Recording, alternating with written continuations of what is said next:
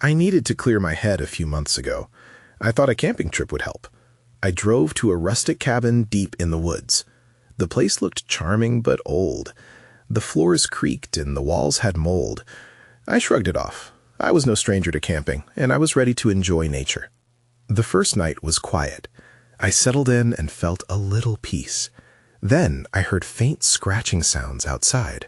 I figured it was squirrels or something small. I crawled into my sleeping bag and tried to sleep. As the days passed, I grew uneasy. Odd items appeared around the cabin, broken toys and strange trinkets I couldn't recognize. I tried to ignore them, but it was hard. One night, I thought I saw a figure moving between the trees. I grabbed my flashlight and stepped outside. The woods were silent. My heart raced. Maybe I was just seeing things. I thought it might be the isolation playing tricks on me. I stepped back inside, telling myself everything was fine. But then I noticed strange carvings on the tree trunks. They shifted shapes when I blinked. It felt wrong. I thought, this can't be real. The sun set, casting eerie shadows all around. I began to wonder if I was losing my mind. The third night was worse. The scratching returned, louder and more persistent. It sounded so close now, like whatever was out there was toying with me. I held my breath. Then I heard it, a whisper outside. It was faint, but clear. I couldn't move. My heart pounded in my chest. Was I really hearing things? Each night felt longer than the last. I tried to sleep, but the darkness surrounded me like a fog. I kept telling myself it was all in my head, but deep down I felt something was very wrong. Finally, I stood up, ready to face whatever was outside. But suddenly, a gust of wind slammed into the cabin. The walls shook. I jumped back, nearly screaming. I could feel the woods breathing, alive in a way I didn't understand. I started to wonder what I would uncover. The last night was the worst. I was sure the scratching was at the door. I opened it, expecting to confront whatever was there. But there was nothing, just shadows swirling among the trees. Then, out of the corner of my eye, I saw something. I turned, but nobody was there. I thought I heard laughter, but it echoed away into the woods. I stood there, confused. Did I imagine it? Had it all been in my mind? I never did figure out what happened in that cabin. Sometimes I still question my sanity. Did I really see anything? Or was it just the darkness playing tricks on me? I don't know. I'm not sure if I want to. It still leaves me wondering. The next morning, I woke up feeling drained. The events of last night clung to me like a damp blanket. I needed to get out of that cabin. I packed my things quickly, thoughts racing.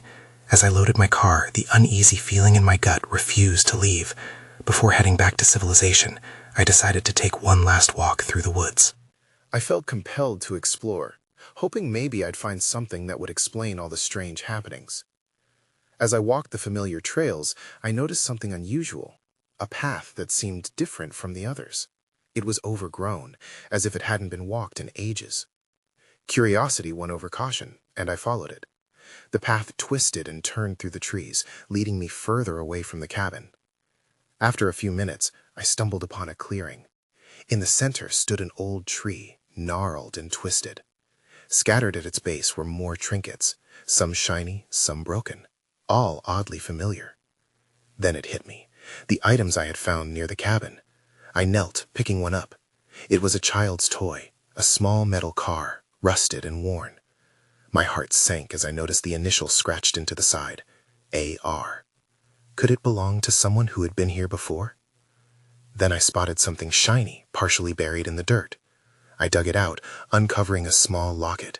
It was cold in my hands, the metal nearly blackened. I opened it, revealing tiny, faded pictures inside. That's when I heard it again, a whisper carried by the wind. I froze, the locket slipping from my fingers and hitting the ground. Help me. The voice was faint, but desperate. I looked around, my pulse quickening. There was no one here but me. I stumbled back, shaken. Just as I turned to leave the clearing, something darted through the trees. A shadow flickered, just on the edge of my vision. I felt a chill creep up my spine. I had to get out of there. I sprinted back down the path, ignoring the branches that scraped at my skin. The cabin was almost in sight when another wave of fear washed over me. I wasn't alone. I could feel eyes watching me. I glanced back, catching a quick glimpse of something pale among the trees. It lingered for just a moment before disappearing. My breath caught in my throat. Panic surged inside me. I reached my car, fumbling with the keys. Just as I started the engine, a loud thud echoed from the woods behind me. I shifted into drive, heart racing, and sped away from the cabin, uncertainty trailing behind me like a shadow. Once I was on the main road, I couldn't shake the feeling of being pursued. Was it all in my head? The whispers, the things I saw, I couldn't tell. I just knew one thing for sure: I would never return to that cabin. But when I got home, I found the locket sitting in my pocket. How had I not noticed it before? My heart sank again as I realized I had just scratched the surface. What else had I brought back with me? The next morning, I couldn't shake the dread clinging to me. I sat at my kitchen table, the locket resting beside a cold cup of coffee. I wanted to ignore it, just toss it aside and pretend I'd never stepped into the woods. But curiosity gnawed at me, pulling my focus back. I picked up the locket again, examining it closely. The faces inside were too faded to make out, but I felt an undeniable connection. It was as if they were calling out to me, pleading for recognition.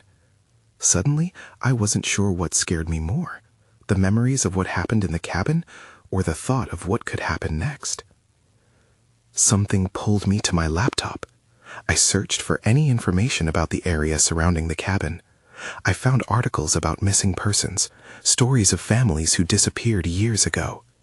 Each click filled me with a mix of fear and fascination.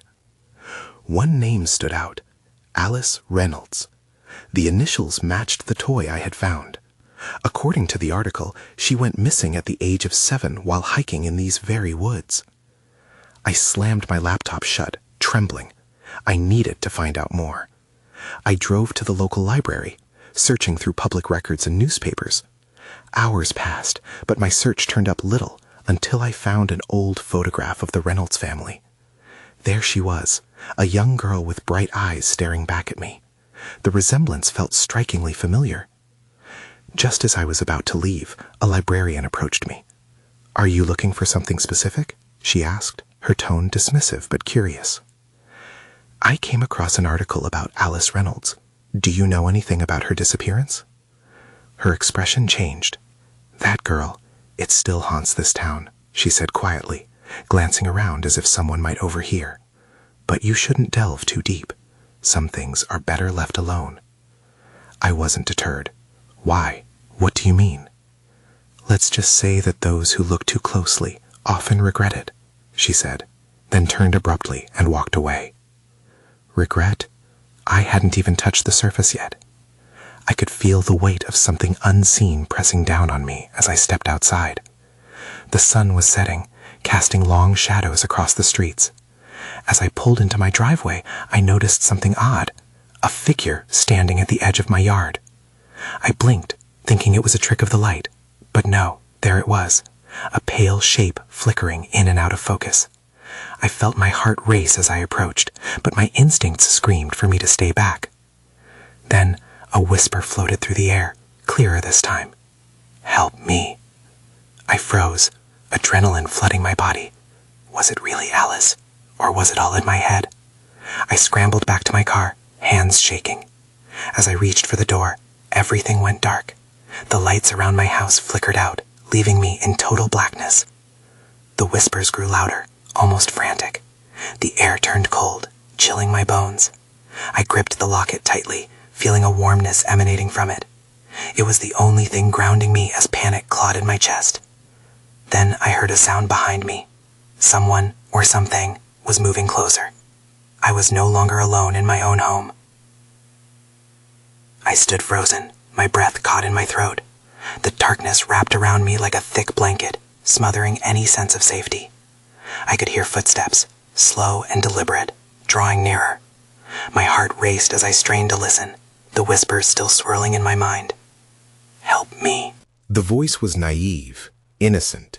It felt like a thread from a forgotten story, one that had been lost to time but suddenly found its way to me. I clutched the locket tighter, its warmth contrasting with the chill in the air. I couldn't let fear paralyze me. I had to know if Alice was here, if I could make a connection, or if something much darker was unfolding. I fumbled for my phone in my pocket, praying for light. When I finally clicked the flashlight on, it cut through the darkness like a beacon. The beam flickered across the living room, landing on nothing. Just shadows. I took a shaky step back, this time bumping into something solid, a table. My pulse quickened, and I steadied myself. "Who's there?" I called out, my voice trembling.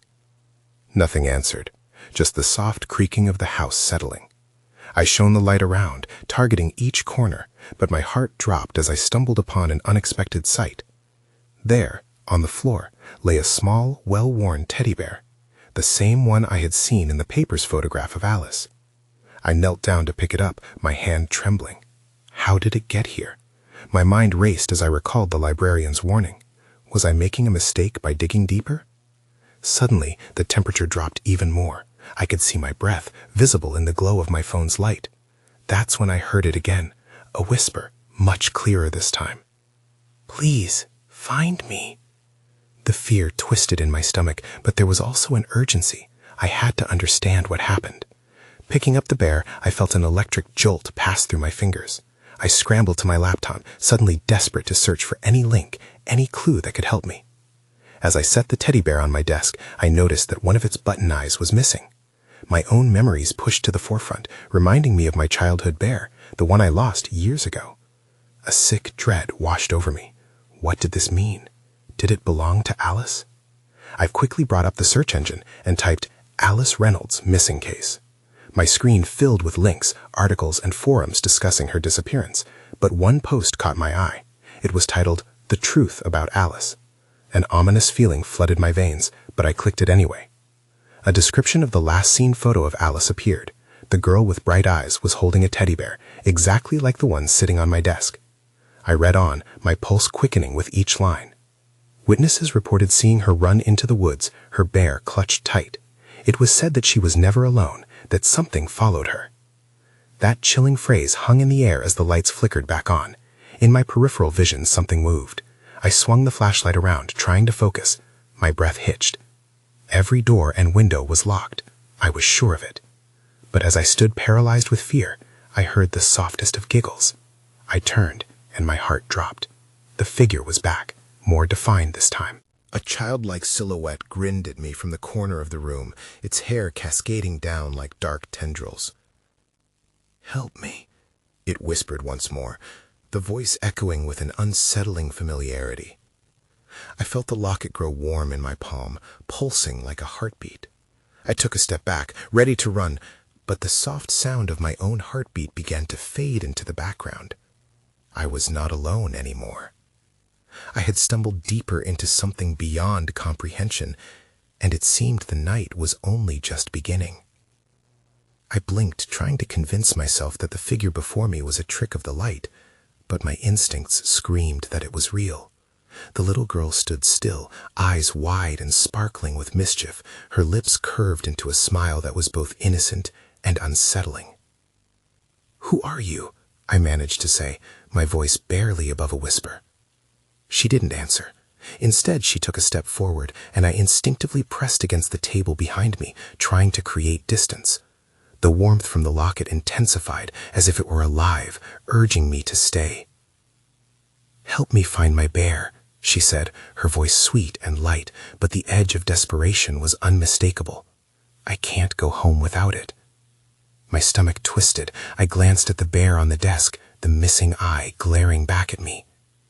"This is it, isn't it? Is this your bear?"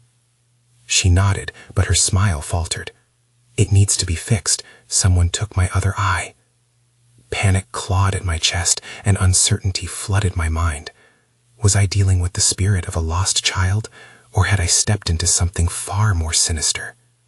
I closed my eyes for a moment, letting the flashlight beam flicker. When I opened them, the girl was closer, too close. Her dark hair hung over her shoulders, and I could see the small details of her dress, the fraying hem, the dirt smudged across the fabric. "Please," she said again, her voice more insistent, "help me." Before I could respond, a loud crash echoed from the back of the house. I jumped, my heart racing. The noise could have been anything, but the urgency in my veins told me it was not something I wanted to investigate. "Stay here," I shouted. though I wasn't sure who I was talking to, her or myself. The girl's expression changed, her smile fading, and for an instant, the light in her eyes dimmed. I grabbed my phone, the flashlight illuminating the path ahead as I took a tentative step toward the noise. Every creak of the floorboards felt like a warning. My instinct screamed at me to turn back, but I couldn't let the fear win. I had to understand. As I crept down the hallway, I could hear distant whispers again, this time blending with the giggles. They echoed in my head, creating a chorus that fueled my anxiety. I reached the door to the basement and pushed it open. The old wooden stairs looked foreboding. That's when I saw it, a shadow darting across the bottom step, just beyond the reach of my light. I froze, uncertainty gnawing at my resolve. I didn't know what I'd find down there, and the sense of wanting to run battled with a strange pull to uncover the truth. But then I heard her voice again, softer now. "You promised." That single plea hardened my resolve. I had no idea what awaited me in the basement, but whatever it was, I couldn't back away now. I stepped forward, ready to face whatever darkness lay ahead, determined to uncover what truly happened to Alice Reynolds. The basement stairs were old and creaked under my weight as I descended, each step a challenge against the creeping fear that grabbed at my throat. The air was damp, filled with the musty smell of something forgotten.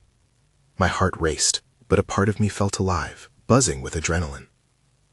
The flashlight beam cut through the darkness, illuminating scattered boxes and cobwebs that hung like ghosts. I took another step, shining the light around, trying to find where that shadow had gone. I felt trapped between the desire to flee and the need to help the girl upstairs. "Where are you?" I whispered, not sure what would respond. The basement held its breath, silent and heavy. Then I heard it again, the soft giggle. It came from deeper in the darkness, where the light couldn't quite reach. I felt a chill crawl along my spine. "Who's there?" I called, trying to sound stronger than I felt. No response, just that eerie laugh, like something from a child's game gone wrong. I moved further in, my light flickering as if it sensed something. A sudden draft swept through the basement, and I shivered. Instinctively, I turned to head back when I noticed something glinting near the floor. Metal. I bent down, brushing away dust and grit, revealing a small toy key. It was intricately designed, almost delicate, and tiny. A pulse of recognition hit me. "The bear's eye," I murmured, grasping the key in my hand. "It must belong to you." The laughter stopped. In an instant, the silence was palpable, pressing down on me like a weight. "Where are you?" I called out again, more urgently. I could sense movement in the corner of my eye, and just then the flashlight flickered again. I cursed under my breath, shaking it lightly to get it to work. When the beam steadied, I aimed it toward the back wall. My breath hitched. There, painted on the bricks, was a series of drawings. They twisted and writhed, depicting a girl with a bear, surrounded by dark shapes that I could only assume were other children. Some of them had looks of horror on their faces, while others, those shadows, seemed to dance in a macabre joy. And then I saw it, a deep hole at the base of the wall, dark and yawning like a mouth ready to swallow me whole. My heart pounded loudly at the thought of what might be lurking inside. Suddenly, the cries of children filled the air, echoing through the cavernous space. They sounded happy, carefree, but beneath that I recognized a layer of fear, a desperate longing. "Help!" a voice howled, sending a chill through my bones. I backed away, instincts firing warnings as I scrambled for the metal key. But before I could react, a figure lurked in the corner of my vision, emerging from the shadows. "Stop!" I shouted, my voice wavering as I raised the flashlight. But it shattered, plunging me into darkness. That's when everything went quiet, leaving only my ragged breath and a sudden, oppressive stillness. I stood frozen in the darkness, heart racing, straining to hear anything beyond my own labored breathing. My fingers brushed against the wall, feeling the cold, rough surface, trying to ground myself in the overwhelming void. The quiet felt alive, buzzing with uncertainty. And then, just as I was about to take a step back towards the stairs, I heard it again, a soft, pleading whisper that chilled me to my core. "Please, help me." It was the same voice as before, the one I had heard before the flashlight broke. I hesitated, torn between the need to escape and the instinct to help. "Where are you?" I called, my voice barely above a whisper. "Here," the voice replied, closer this time. I instinctively moved toward the sound, my feet carefully navigating the unseen obstacles littered across the floor. The air felt thick, heavy with something unnameable. I fumbled through the shadows, heart pounding, when my knee bumped into something solid and sharp. "Ah!" I gasped, stumbling. My hand instinctively reached for the ache, and I realized it was a wooden crate. Fear ignited new adrenaline, urging me to continue. I crouched down quickly to inspect it, hoping for any chance that there might be something inside to shed light on the terror of this place. The lid groaned as I pried it open, and my flashlight beam danced nervously over its contents. Old toys, clothes, and what looked like crumpled drawings scattered everywhere. But the thing that stood out the most was a ragged teddy bear, one eye missing, sitting bailiffly at the bottom. I picked the bear up, its soft fur covered in grime, almost like a relic from another era. "Is this yours?" I asked, as if expecting an answer. But the only sound was my own trembling breath. Just then, a sudden rush of cold air whipped through the basement. The hair on my arms stood on end as I felt the presence of something behind me. I turned, clutching the bear tightly, and gasped as I saw the darkness shift. Something was forming, a shadow elongating, taking shape. Fear enveloped me, and I stumbled back, dropping the bear. "No," I shouted, but it rolled away, sliding across the dusty floor like it was alive.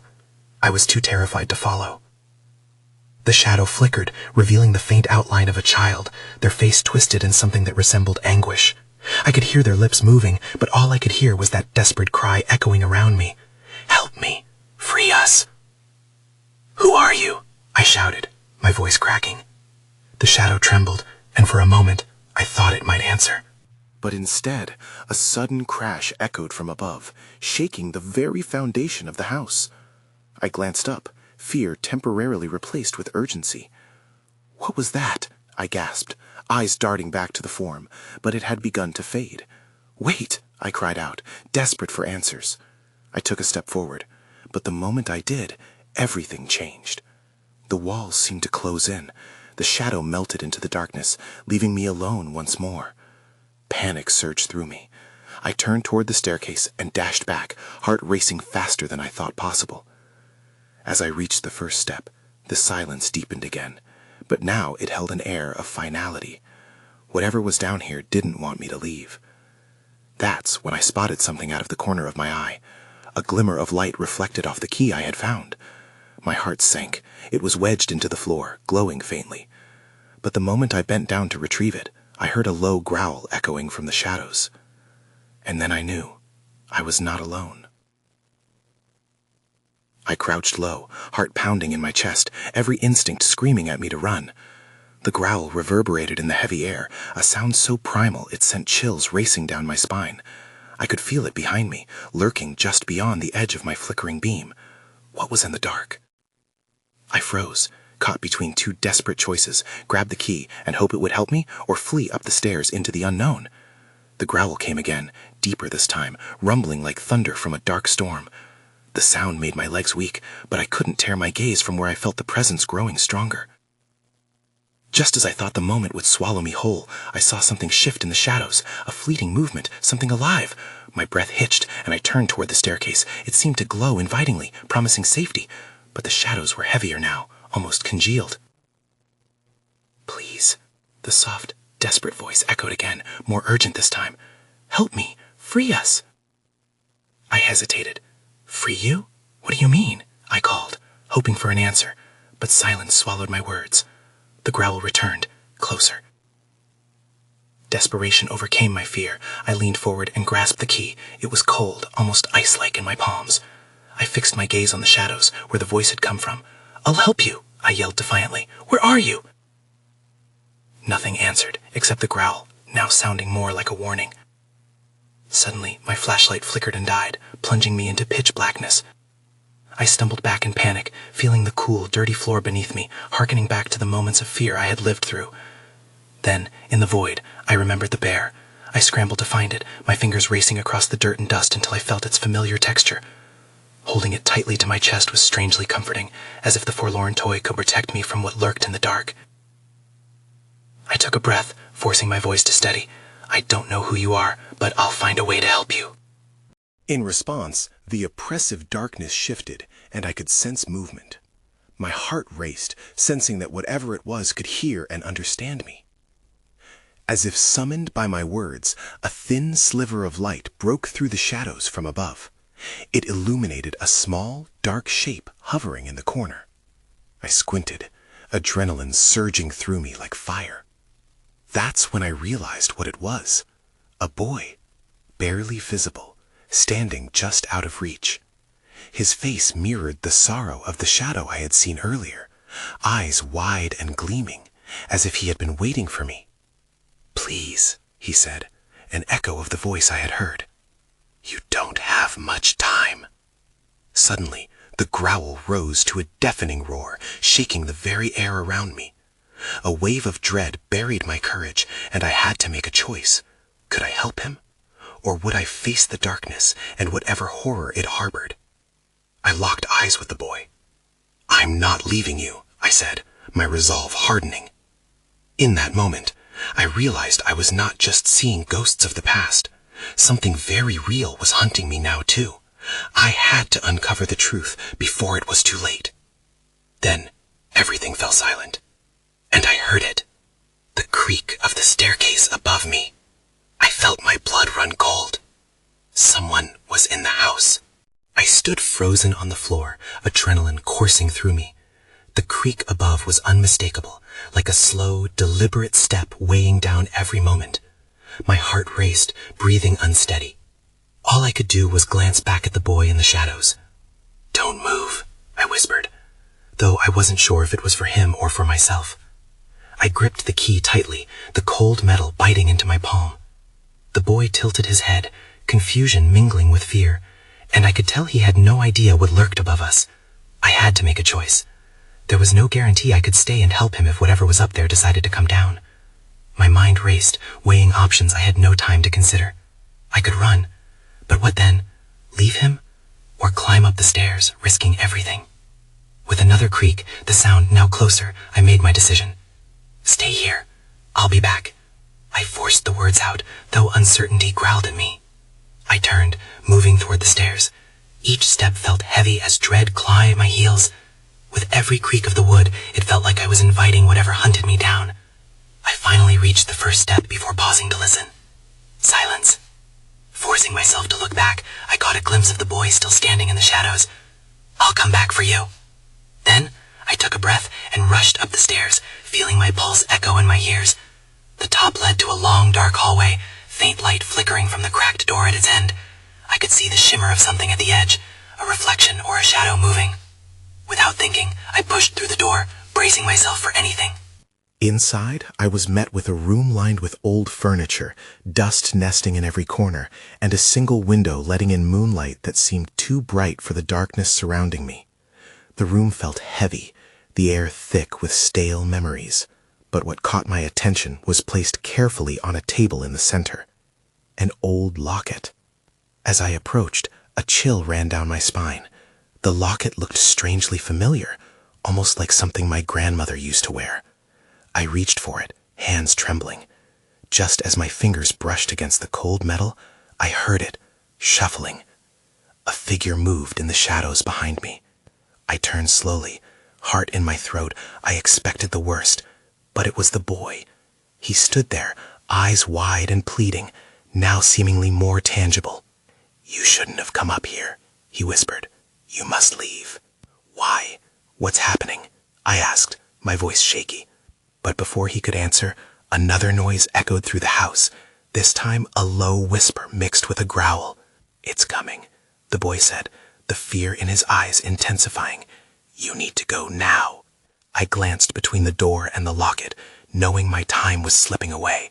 I felt a pull toward the locket, as if it were beckoning me to uncover its secret, but the growl echoed again, closer than before. I had to decide quickly, was the truth worth risking everything? I hesitated. Just as I was about to reach for the locket again, I heard footsteps coming down the staircase, heavy and relentless. I knew then it was too late. With a rush of adrenaline, I bolted back toward the stairs just as the door behind me creaked open. The boy's screams echoed in my head. "You need to go now." But I couldn't abandon him, not after everything I had seen. I wanted to plead with him, to let him know I was fighting for both of us, but time was slipping away. The shadow in the doorway loomed larger, an inexplicable darkness that seemed to unfurl like smoke. My instincts kicked in, and I raced up the staircase 3 steps at a time. I reached the top and found myself standing at the long, dark hallway, heart pounding like a war drum. My mind raced as I considered my next move. The whispers were louder now, mingling with the heavy shuffling that signaled the looming presence behind me. What kind of thing had I unleashed? Whatever it was seemed to feed on my fear, and I could practically feel its breath on my neck. "Help me find my bear," the boy's voice echoed in my ears, a haunting reminder of the weight I felt on my shoulders. I paused, recalling the key still clenched in my fist, a last thread of hope. If the locket could hold answers, perhaps the key could unlock something that would set us free. But I shook my head, pushing those thoughts aside. Not now. I had to focus on getting to safety. I sprinted down the hallway toward the front door, praying it wasn't locked. The footsteps were incessant now, a terrifying heartbeat echoing behind me. I could feel the shadows swirling, stretching like claws, ready to ensnare me. As I reached for the doorknob, a flash of uncertainty hit me. The boy, the locket, and everything that had transpired were linked somehow. I hesitated. Was there a chance that my fleeing would seal his fate? In that moment, I remembered the story I found, the missing girl, the shadows that followed her. The resolution wavered, a tug of war in my heart, but I couldn't stay. The growling intensified, drowning my thoughts in fear. I twisted the doorknob and burst through the door, tumbling into the night. Fresh air rushed around me, cool and real. I didn't dare look back as I ran to my car, fumbling with the keys. I jumped inside, slamming the door shut as though it could create a barrier between me and whatever had pursued me from the depths of that basement. As I sped away, the glow of my headlights illuminated the road ahead, but not the looming uncertainty trailing behind me. I glanced in the rearview mirror, half expecting to see a monstrous figure emerging from the shadows. Instead, I saw only trees flashing by, their branches like fingers grasping at the void where I had just run. I couldn't shake the feeling of something amiss. The teddy bear in my memory felt heavy in my heart, the child I had encountered lingering like a dream that wouldn't fade. In that silence, I asked myself, had any of it been real?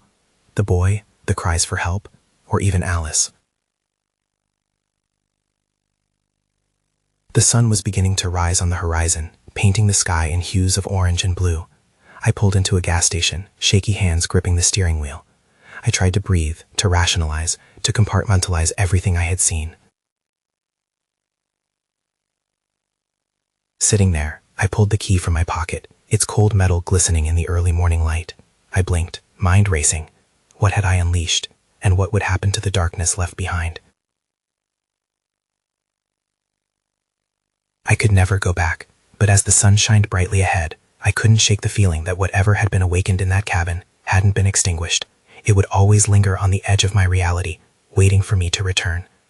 I drove away, but I knew that the questions I left behind would haunt me, shape-shifting like the shadows in those woods.